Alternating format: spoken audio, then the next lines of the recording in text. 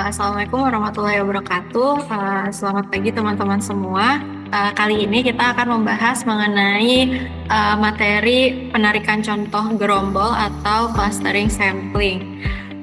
Sebelum kita masuk ke pembahasan lebih dalam, kita perlu untuk mengenal sebenarnya apa sih cluster sampling itu sendiri.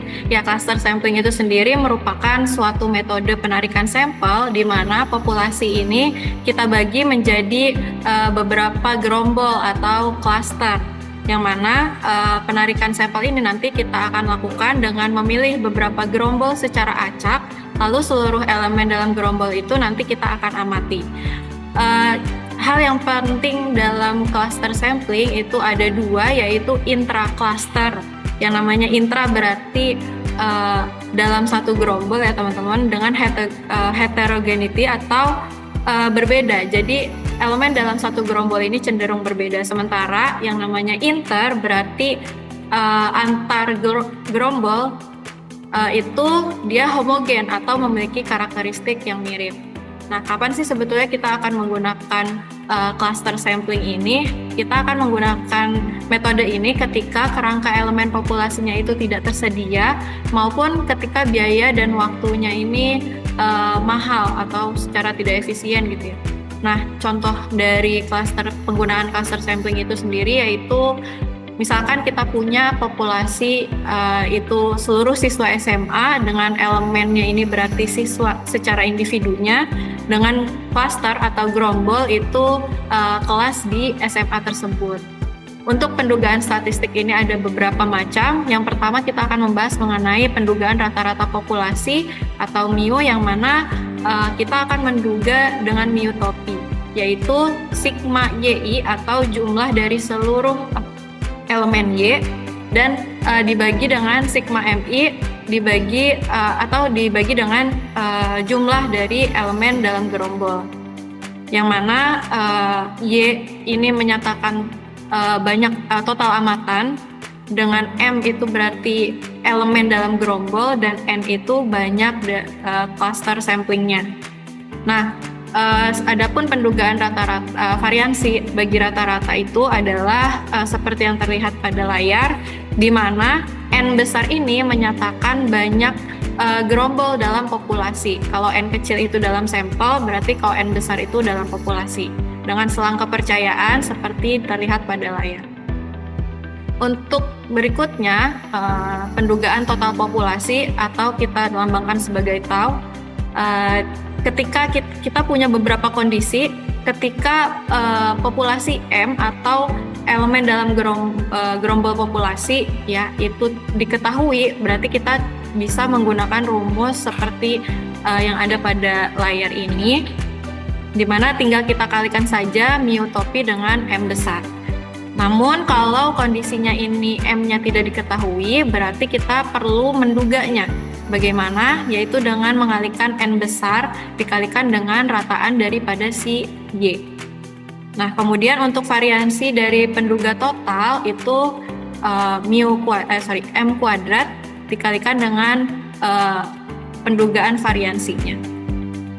Ya, berikutnya mirip seperti yang sebelumnya di pendugaan total populasi. Di pendugaan proporsi populasi, pendugaannya ini dilambangkan sebagai P-topi yang hasil dari pembagian antara sigma AI atau jumlah dari elemen dengan karakteristik tertentu di gerombol ke I dibagikan dengan sigma MI. Adapun variansi dari penduga proporsi seperti terlihat pada layar, yang ini juga kurang lebih mirip seperti pendugaan sebelumnya, dengan selang kepercayaannya juga masih sama. Adapun penggunaan dari rumusnya menggunakan R, software R. Untuk yang pertama kita menduga rata-rata populasi. Di sini kita punya klaster dari 1 sampai 25 dengan elemen dalam klaster itu seperti yang terlihat 8, 12 dan seterusnya. Dengan YI-nya itu isi kolomnya seperti ini. Kemudian kita akan menghitung rata-rata dari populasi, ya menggunakan rumus yang sebelumnya, yaitu sigma YI dibagi dengan sigma MI. Kemudian untuk variansi rata-ratanya kita mendefinisikan N dulu, yaitu panjang dari si YI-nya. Dan N besar itu misalkan kita dapat 100 dan kita hitung dari ragam pendugaan ragamnya dengan rumus yang sama. Nah, kemudian untuk selang kepercayaannya kita perlu mendefinisikan alfa dan T-nya dulu, T alfa. Kemudian untuk selang kepercayaannya terlihat pada layar. Nah, sehingga kita hasilkan rata-rata dan selang kepercayaannya dengan batas bawah 7,4 dan batas atas 10,10. Untuk pendugaan total populasi juga kurang lebih masih seperti sebelumnya, di mana misalkan kita ketahui M-nya yaitu sebanyak 2.500 dengan rumus pendugaan totalnya itu sebagai M dikalikan dengan miotopi. Yang sebelumnya kita dapat miotopi ya dari perhitungan yang sebelumnya. Kemudian untuk bound of error-nya itu berarti kita kalikan T-tabelnya dikalikan dengan akar dari pendugaan rataannya. Nah, sehingga kita hasilkan untuk pendugaan total populasi itu 22.000 ya. Kemudian bound of error-nya 3408. Nah, untuk pendugaan proporsi kita tambahkan satu elemen baru yaitu AI misalnya. Kemudian kita hitung untuk pendugaan proporsi dengan jumlah dari AI ini dibagikan dengan jumlah dari MI. Sehingga kita hasilkan untuk proporsinya ini 0,4 dengan variansinya juga rumusnya kurang lebih hampir sama. Dan selang kepercayaan juga masih sama rumusnya, sehingga kita hasilkan untuk selang kepercayaannya ini dengan batas bawah 0,4 sampai 0,49. Oke. Karena kita sudah membahas mengenai materinya, kita lanjut ke pembahasan berikutnya yaitu di cluster di ilustrasi cluster random sampling. Untuk yang nomor 1, di sini kita ingin melihat gitu ya, berapa sih biaya rata-rata perbaikan per gergaji untuk bulan sebelum diobservasi beserta bound of error daripada pendugaan ini. Yang mana di sini kita ketahui data sebagai berikut dengan N kecil atau jumlah sampelnya itu sebesar 20 dengan banyak populasinya itu sebanyak 96 industri. Dengan data seperti ini, untuk penyelesaian awalnya kita perlu mengetahui daripada hasil penjumlahan jumlah dari MI dengan YI, kemudian kita menghitung rataan daripada si MI untuk menduga M besarnya. Kenapa? Karena M-nya ini tidak diketahui. Nah, kemudian setelah kita hitung rataan dan totalnya, kita perlu menghitung selisih daripada YI dengan hasil perkalian antara Y bar dikalikan dengan MI, yang mana Y barnya itu seperti yang sudah kita hitung nih, Y barnya itu sigma YI per sigma MI yaitu sebesar 19,73. Kemudian kita selisihkan, kita hitung selisihnya dan kita kuadratkan. Kemudian kita jumlahkan satu kolom ini sebesar 16.000, 16.065. Oke, setelah kita dapatkan hasilnya, berarti kita dapat ini ya, elemen jumlah dari MI, YI dan selisihnya. Kemudian kita hitung, tahapan berikutnya adalah kita menghitung ragamnya. Yang mana ragamnya itu berarti kita selisihnya tadi dikuadratkan, kita bagi dengan derajat bebasnya yaitu N-1. Tadi kita punya N kecilnya itu 20, berarti N-1 ada 19. Sehingga kita hasilkan untuk ragamnya itu sebesar 845,56. Kemudian untuk pendugaan ragamnya, karena tadi M-nya ini tidak diketahui, kita menggunakan rumus kurang lebih seperti ini. Yang mana ini faktor koreksi ya. Untuk satu n kecil per n dikalikan dengan ragamnya dibagi dengan banyak sampel kali dengan m bar kuadrat. Nah, kemudian dihasilkan 0,792 dengan bound of error, berarti tinggal kita kalikan 2 pendugaan rataannya, kita kalikan 2 menjadi 1,78. Nah, sehingga kita memperoleh untuk biaya rata-rata perbaikan gaji itu sebesar 19,73 dengan bound of error-nya 1,78. Nah, kemudian untuk pertanyaan berikutnya, kita ketahui data seperti ini dengan banyak sampelnya itu sebanyak 8. Kita perlu mencari hal yang sama, menduga rata-rata, kemudian menduga kesalahan estimasi, yang mana dengan cara yang sama juga kita mencari jumlah daripada MI dan YI, kemudian kita rata-ratakan, kemudian kita cari nilai Y barnya, yaitu sigma YI per sigma MI, sehingga dapat 3,15, dan kita selisihkan antara YI dikurangi Y bar ini dikalikan dengan MI dan dikuadratkan.